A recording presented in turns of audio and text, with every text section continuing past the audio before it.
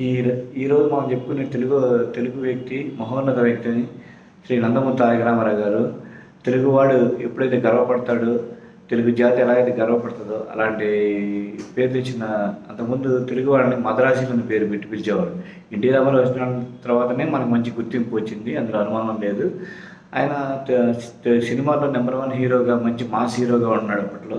1982లో నా రాష్ట్రం కోసం ఏదో సేవ చేయాలనే ఉద్దేశంతో ఆయన ఒక పార్టీని స్థాపించాలని తెలుగుదేశం అనే పార్టీని స్థాపించాడు 1982లో.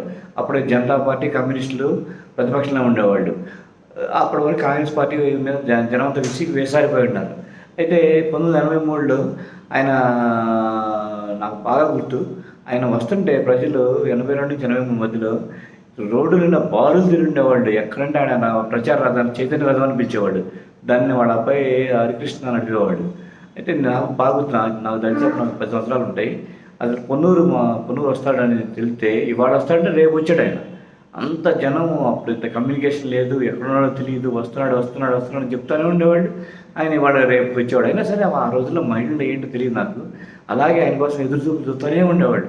అంతగా ఎదురు చూసేవాళ్ళు, అంటే కొత్త దానికోసం ఎదురు చూస్తున్నారు. అయితే ఆయన చేసిన గొప్ప పని ఏంటంటే, ఆ రోజుల్లో వృత్తిలో నైపుణ్యులు, డాక్టర్లు కానీ, లాయర్లు కానీ, టీచర్లు కానీ, డబ్బులు ఎక్కడ చూడలేనా, ఎవరు కనపడితే వాళ్ళకి సీనియర్ నాయకులకి ఇచ్చాడు, అలాగని కొత్తగా వ్యక్తులకి ఇచ్చాడు. చాలామంది ఇప్పుడు ఉన్న చాలా నాయకులు ఆయన ఆయన ఆయన ద్వారా వచ్చిన చాలామంది ఉన్నారు. అయితే ఆయన అలా ఇచ్చి అందరిని గెలిపించుకుంటే వాళ్ళు దాదాపు ఒకళ్ళు 5 సార్లు ఎమ్మెల్యేలు గెలిచి, మంత్రులు చేసి ఈ రాష్ట్రానికి సేవ చేశారు. అయితే 1984లో ఆయన, నాదెండ్ల భాస్కరరావు ఆయన తర్వాత నెంబర్ 2 స్థానంలో ఉండేవాడు. ఆయనకి ఆశ పుట్టింది ముఖ్యమంత్రి కావాలని. ఈయన అమెరికా గుండె ఆపరేషన్ చేసుకోవడానికి వెళ్తే ఆ టైంలో ఈయన ఎన్టీఆర్ని దింపేశాడు. అప్పుడు చూశానండి నేను ప్రజల్లో విపరీతమైన వ్యతిరేకత. నెల రోజుల్లో మళ్ళీ కూర్చోబెట్టారు ఎన్టీఆర్ని. అయితే ఆయన ఏం చేశాడంటే, ఇంకో గొప్పతనం ఏంటంటే 1984 జరిగింది. 84 తర్వాత ఇందిరాగాంధీ హత్యగా భావించబడింది. ఎమ్మన్నే రాజీవ్ గాంధీ ప్రధానమంత్రి అయ్యి ఆయన లోక్సభను రద్దు చేసి 414 సీట్లతో ఆయన గొప్ప మెజారిటీ నుంచి అటల్ బిహారీ వాజ్పేయి లాంటి వాళ్ళు అందరూ ఓడిపోయారు. ప్రతిపక్ష నాయకులు అంటే ఎవరు గెలవాల. బీజేపీకి అప్పుడు వచ్చిన 2 సీట్లు ఇప్పుడున్న బీజేపీకి. అయితే అప్పుడు ప్రధాన ప్రతిపక్షం, దేశంలో ప్రధాన ప్రతిపక్షం తెలుగుదేశం పార్టీ, ఇంత ప్రాంతీయ పార్టీ, ఇంత ఆపోజిషన్ ఉన్నటువంటి ఆయన ప్రతిపక్షం ఉంది. తర్వాత 1989లో నేషనల్ ఫ్రంట్ అని చెప్పేసి ఆయన కాంగ్రెస్ పార్టీ వ్యతిరేకంగా నేషనల్ ఫ్రంట్ చైర్మన్ చేశాడు. ఇప్పుడు ఏమైందంటే, ఆయన కొద్దిగా ఆయన సంక్షేమం మీద దృష్టి పెట్టి అభివృద్ధిని కొద్దిగా అహంకారం వచ్చిందనేది జనాల్లో ఉన్న అపోహ. దాంతో ఆయన ఓడిపోవటం పడింది. ఆయన ఓన్లీ 2 ఎంపీ సీట్లు సాధించాడు. ఒక పక్కన నేషనల్ ఫ్రంట్ గవర్నమెంట్కి వచ్చేసింది, ప్రభుత్వం, యూపీసీకి ప్రధానమంత్రి అయ్యాడు. అదే కనుక ఆ రోజు కనుక ఈయన మంచి మెజార్టీ వచ్చి ఉంటే ఆయన ప్రధానమంత్రి అయ్యే అవకాశం లేదు, అట్లీస్ట్ ఉప ప్రధాని అయ్యేవాడు. అలాంటిది అవకాశం ఆయనకి పోయింది 89లో. అయితే మళ్ళీ 1994లో అసెంబ్లీ ఎన్నికల్లో కాంగ్రెస్ ప్రతిపక్ష హోదా కూడా రాకుండా కమ్యూనిస్టుల దగ్గర క్లీన్ స్వీప్ చేశాడంటే 26 సీట్లు కాంగ్రెస్కి వచ్చింది. తర్వాత ఆయన 94 ఈ ఎలక్షన్ ముందు లక్ష్మీభారత్తో ఆయన భార్య చనిపోవడం వల్ల ఆయన ఏ విధంగా సరే ఆమెను పెళ్లి చేసుకోవడం వల్ల, ఆమెను ఇంట్లో పెట్టుకుని ఉంటే ఆయన పెద్ద ప్రాబ్లం లేదు.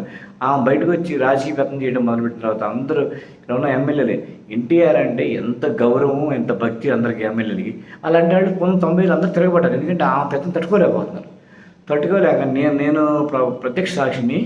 వైస్రాయ్ హోటల్కి ఆ ఎన్టీఆర్ ఇంటికి అప్పుడు బాలకృష్ణ కూడా ఎన్టీఆర్ ఇంటికి వచ్చి పాపం సత్య చెప్పినట్టు అయితే ఎన్టీఆర్ బాలకృష్ణ ఏడుకుంటూ పోయాడు. నాకంటే ముందు నేను చూశాను ఆ రోజు. వైస్రాయ్ హోటల్ దగ్గర కూడా వెళ్ళాను నేను ఆ రోజు. అయితే ఆ రోజు చాలామంది ఏంటంటే చంద్రబాబు నాయుడు చెప్పులు వేయించాడంటారు. లేదు, ఆ రోజు ఆ ప్రత్యక్ష సాక్షి నేనే. అక్కడ ఏమైందంటే, ఎన్టీఆర్ వస్తారంటే అందరు అభిమానంగా పరిగెత్తారు వైస్రాయ్ హోటల్. ఆయన దిగొద్దామమ్మా, ఏదో రాజీ చేద్దామని. ఈలో చూస్తే లక్ష్మీభారత్ అక్కడ ఉంది. లక్ష్మీభారత చైతన్య రథం మీద ఉంటే వీళ్ళందరూ బాగా కోపం వచ్చేసింది. ఈయన మరి పట్టుకొచ్చేసాడు, ఈయన మారాడు అని చెప్పేసి కొంచెం డౌన్ అడుతుంటే, ఈయన పరిటాల రవి అప్పుడు ఎన్టీఆర్తోనే ఉన్నాడు, అదే చైతన్య రథం.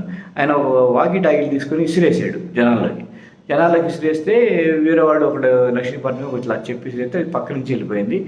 దానికి ఇప్పుడు చంద్రబాబు నాయుడు చెప్పులు వేయించడానికి ఇప్పటికీ పాపం మనం అనిపిస్తానే ఉన్నాడు. అది ఆ రోజు మాత్రం నేను ప్రత్యక్షంగా చూశాను. తర్వాత ఆయన తర్వాత ఇక 10వ చిత్రం అయిపోయాడు, చంద్రబాబు నాయుడు ముఖ్యమంత్రి అయిపోయాడు. తర్వాత జనవరి 18వ తారీఖు ఆయన మరణించడం జరిగింది. ఏ విధంగానైనా కానీ పాపం ఆయన హార్ట్ అటాక్ చనిపోయాడు అనేది అంటారు.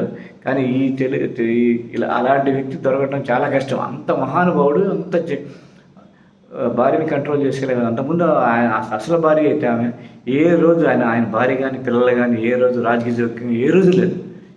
ఆయనకి అంత క్రమశిక్షణ పెంచాడు పిల్లల్ని. ఏ రోజు కూడా ఆయన విధుల్లో ఎప్పుడు జోక్యం చేసుకోలేదు, సెక్రటరీకి వచ్చేవాడు కాదు. అంత ఇదిగా ఉండేది. చివరికి ఆయన ఒక రెండవ పెళ్లి చేసుకోవడం వల్ల ఆయన పదచ్యుతులు కావడం జరిగింది. అది చాలా దురదృష్టకరం. అంత గొప్ప మహానాయకుడు అలా అయిపోవడం. అదే కనుక ఆయన 96 దాకా ఉంటుంటే ఎట్టి పరిస్థితులు ప్రధానమంత్రి అయ్యాడు. ఎందుకంటే ఆ రోజు చంద్రబాబు నాయుడు కూడా అవకాశం, దేవి కూడా ప్రధానమంత్రి అయ్యాడు. ఎట్టి పరిస్థితుల్లో ప్రధానమంత్రి అయ్యాడు. ఆయన ఆ బతికుంటే గ్యారెంటీగా 96 అవకాశం ఇచ్చేది ఆయనకు కూడా. ఆయన దురదృష్టం, దేశ దురదృష్టం అని నేను అనుకుంటున్నాను.